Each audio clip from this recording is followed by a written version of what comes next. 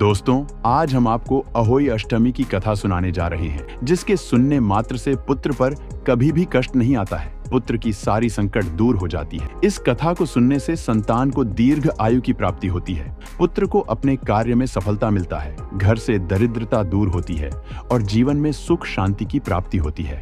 इस अहोई व्रत को करने वाली महिला इस कथा को अधूरा छोड़कर ना जाए, क्योंकि जो कथा को अधूरा छोड़कर जाते हैं उसके पुत्र पर कुछ भी संकट आ सकता है। जो महिला यह व्रत करती है उसको इस दिन यह कथा सुनना अनिवार्य होता है। दोस्तों, यदि आप हमारे इस चैनल पर नए हो तो वीडियो को लाइक करके चैनल को सब्सक्राइब करें। दोस्तों, किसी गांव में एक बहुत बड़ा साहूकार रहता था। उस साहूकार के 7 पुत्र और एक पुत्री थी और सभी पुत्रों तथा पुत्री की भी विवाह हो गई थी। उस साहूकार के घर में सभी परिवार शांति से गुजर बसर कर रहे थे। 7 पुत्र और उनकी बहुएं भी अपने माता पिता की अच्छे से देखभाल करती थी और अपने पिता की सेवा में लगी रहती थी। पुत्र को अपने माता पिता की सेवा से ही सुख समृद्धि तथा सफलता प्राप्त होता है। कुछ दिन ऐसे ही खुशी खुशी बीत रहे थे। तभी दिवाली नजदीक आ गई थी। तब भाइयों को अपने बहन की बहुत याद आ रही थी। उन भाइयों ने बहुत ही प्रेम से अपनी बहन को घर में बुला लिया। दीपावली पास आने के कारण वह अपनी भाभियों के साथ घर का साफ सफाई का कार्य करने लगी। घर की लिपाई के लिए उन सभी को मिट्टी लाना था। मिट्टी लाने के लिए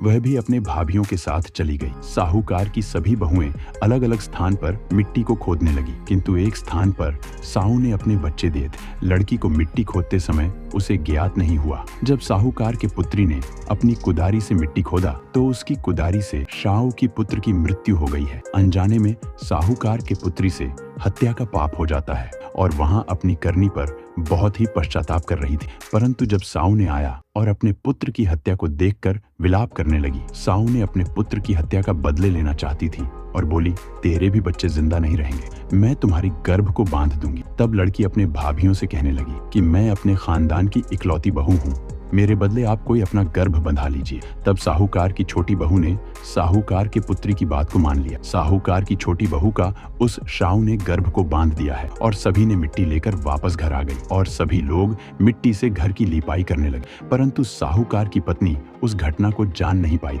कुछ दिन समय बीतने के बाद वह दिन भी आया जब छोटी बहू गर्भवती हो गई और उसकी सभी जेठानी उसका बहुत ही ख्याल रखती थी। 9 महीने पूरा होने के बाद एक पुत्र का जन्म हुआ, जिससे सारे घर वाशी खुशी मनाते हैं। परंतु छोटी बहू की पुत्र 7 दिनों के अंदर मर गया। साहूकार के घर की खुशियां मातम में बदल गईं। तब छोटी बहू समझ गई कि यह साहू का सराफ है। साहूकार की छोटी बहू ने अपनी नन्नत के बदले अपनी गर्भ बंधाई थी। छोटी बहू सोचने लगी कि मैंने कोई बुरा काम तो नहीं किया था। छोटी बहू के एक एक करके 7 पुत्र हुए थे, जो कि साहू के सराफ के कारण 7 पुत्र मर गए। तब साहूकार ने ज्ञानी पंडित को बुलवाया। उस ज्ञानी पंडित ने छोटी बहू के बंधी गर्भ को बताया और साहूकार को एक उपाय बताए और बोला, साहू के सराफ को खत्म करने के लिए छोटी बहू को सुरही गाय की सेवा करनी होगी। साहू और सुरही गाय में बहुत ही अच्छी दोस्ती है और सुरही गाय की कृपा से छोटी बहू का सराफ कट सकता है। तब छोटी बहू अपने मन में सोचने लगी कि सुरही गाय कहाँ मिलेगी,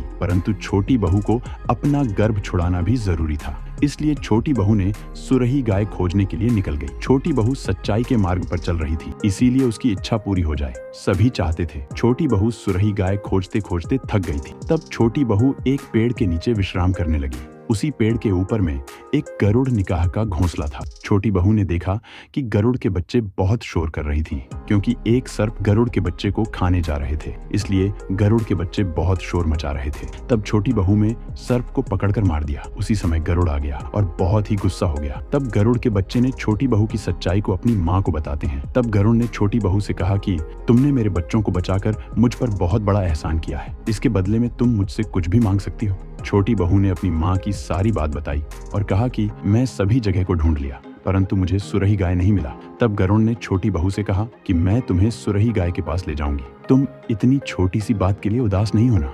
गरुड़ ने छोटी बहू को बैठाकर उड़ गई और सुरही गाय के स्थान पर ले आई। छोटी बहू को सुरही गाय मिल जाती है। छोटी बहू ने सुरही गाय को प्रणाम करके बोली कि माता, मुझे अपनी सेवा का मौका दीजिए। छोटी बहू सुरही गाय की सेवा करने लग गई और उसे पानी चारा खिलाने लगी, जिसको सुरही गाय खाने लगी। सुरही गाय छोटी बहू की सेवा से बहुत प्रसन्न हुई और छोटी बहू से बोलने लगी कि जो भी मन में इच्छा है मांग लो, तब छोटी बहू ने सुरही गाय से बोला कि साऊ ने मेरी गर्भ को बांध दिया है। मेरे बच्चे होते ही सभी बच्चे मर जाते हैं। आप साऊ को मनाओ, आपकी बात को मानता है। छोटी बहू को सुरही ने साऊ के पास लाया। तब छोटी बहू में हाथ जोड़कर साऊ से विनती करने लगी और अपनी नन्नद की गलती की माफी मांगने लगी और साऊ से बोलने लगी, जो आप बोलोगी मैं वैसे ही पश्चाताप करूंगी। मेरी गर्भ को खोल दो, मैं आपकी हमेशा पूजा करूंगी।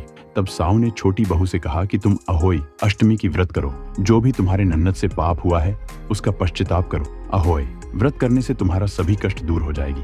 तब छोटी बहू ने जब अहोई अष्टमी आई तो व्रत किया। साऊ ने छोटी बहू को 7 पुत्र होने का वरदान दिया। छोटी बहू को 7 पुत्रों के 7 बहू भी मिल गए। जब छोटी बहू ने घर आकर देखा तो उसकी 7 पुत्र जिंदा हो गए थे और उसकी नन्नद भी अपनी करनी पर शर्मिंदा हो गई। मिलकर सभी सास बहू में अहोई व्रत किया। अहोई माता ने खुश होकर दोनों को सुख शांति का वरदान दिया। तब नन्नद और बहू दोनों की घर में खुशियां ही खुशियां आ गई।